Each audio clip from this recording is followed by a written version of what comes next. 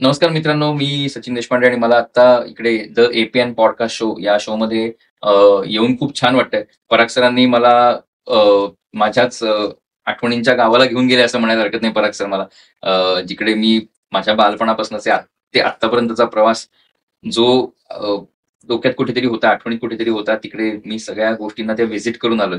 जसं आपण आपल्या गावाला व्हिजिट करून येतो, तसं मी माझ्या आठवणींना व्हिजिट करून आलोय आणि ती व्हिजिट पराग सरांमुळे घडली. So thank you so much Parag sir. Thank you.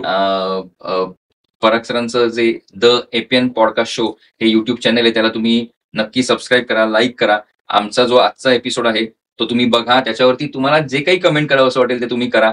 चांगलं, वाईट जे काही असेल, प्लस तुमच्या काही सजेशन्स असतील तुमचे, तर तेही नक्की सांगा. पराग सर नक्की ते इन्कॉर्पोरेट करण्याचा प्रयत्न करतीलच त्यांच्या नवीन पॉडकास्टमध्ये. प्लस आम्ही इथे काही फायनान्शियल गोष्टी कव्हर करण्याचा प्रयत्न केलाय. पराग सर स्वतः उत्तम फायनान्शियल कन्सल्टंट आहेत.